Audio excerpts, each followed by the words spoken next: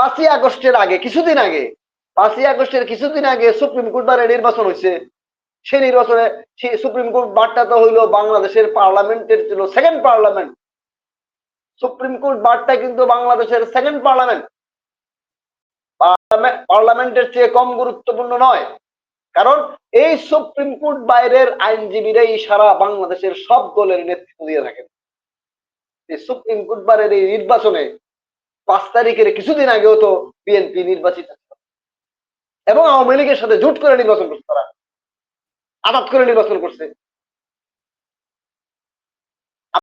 আপনার কি মনে আছে নিমাউন ভাই? দেখেন যুবলীগের তৎকালীন যুবলীগের সভাপতির ওয়াইফ এবং আওয়ামী লীগের এই যে জাতীয়তাবাদী আইনজীবী ফোরামের নেতা 2 জন জোট করে নির্বাচন করছে।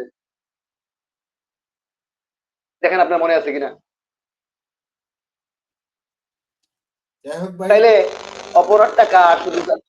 শুধু জাতীয় পার্টির অপরাধ, আর বাকিরা ধোয়া তুলসী পাতা। আর এখন যারা ছাত্ররা যারা নেতৃত্ব দিতেছে তারা সবাই তো ছাত্রলীগেরই লোক। বিপি নূর সাহেব কি ছাত্রলীগ করে নাই? সার্জিস আলমের কি ছাত্রলীগ করে নাই? তাহলে আলটিমেটলি কি দাঁড়ালো? আমি যেটা বুঝি, এখন যারা আমাদের সাথে অন্যায় অসভ্য আচরণ করার চেষ্টা করতেছে এবং এখন যারা মব সৃষ্টি করতেছে তারা তো আওয়ামী লীগেরই সেকেন্ড টিম, গত বিগত সরকারের সেকেন্ড টিম, এ টিম বি টিম,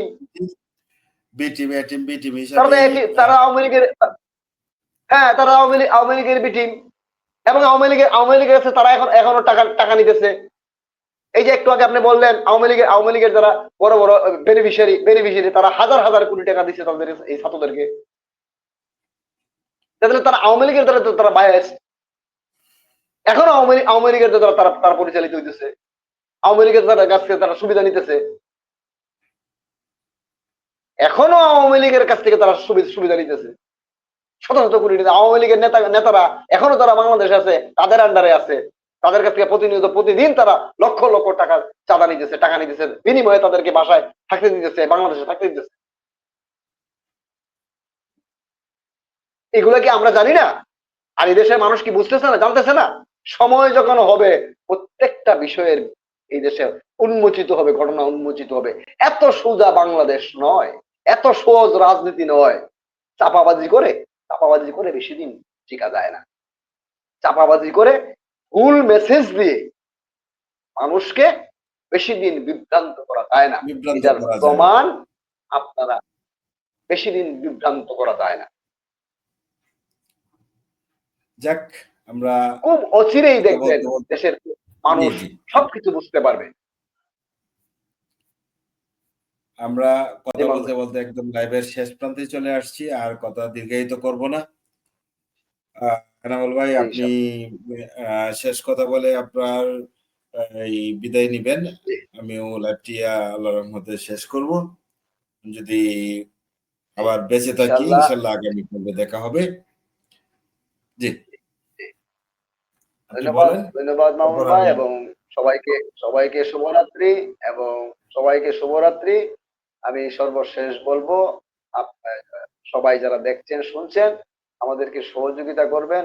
আমি দোয়া প্রার্থী এবং সবাই আন্তরিক সহযোগিতা চাই। সবাই বিষয়গুলা বিবেচনা করবেন, সবাই সুস্থ এবং সুন্দর থাকবেন এবং নিজের বিবেককে জাগ্রত করার চেষ্টা করুন, এই অনুরোধ হইল। সবাইকে শুভরাত্রি, ধন্যবাদ। আসসালামু আলাইকুম ওয়া রাহমাতুল্লাহি ওয়া বারাকাতুহু। ধন্যবাদ মামুন ভাই। ধন্যবাদ ভাই, আপনাকেও।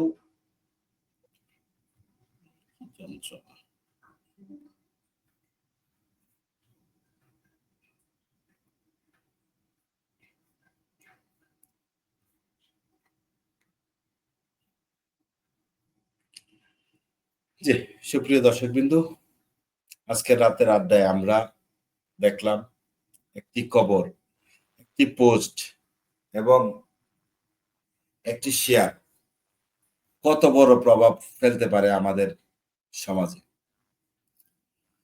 সত্যের মুখোমুখি দাঁড়াতে সাহস লাগে, কিন্তু গুজবের পেছনে ছুটে বা ছুটা সহজ, তাই না?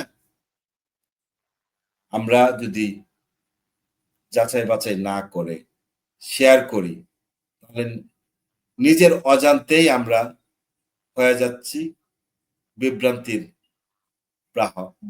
বাহক। অথচ সামান্য সচেতনতা, এক মুহূর্তের যাচাই, একটুখানি দায়িত্ববোধ বদলে দিতে পারে চারপাশের পরিবেশ। আসলে আমরা প্রত্যেকেই গুজবের নয়, সত্য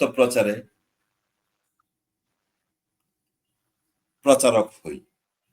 সমাজ, পরিবার আর এই দেশ সবাই মিলে গড়ে তুলি তথ্য নির্ভর একটি সচেতন বাংলাদেশ। আপনাদের সময়, মন্তব্য এবং উপস্থিতির জন্য আন্তরিক ধন্যবাদ। পরবর্তীতে আবার দেখা হবে নতুন কোনো পর্বে। আমি মামুন খান বিদায় নিচ্ছি রাতের আড্ডা থেকে MS মেগাওয়ারনেটের হাউজের পক্ষে। সবাইকে সালাম এবং শুভেচ্ছা। আসসালামু আলাইকুম, শুভরাত্রি।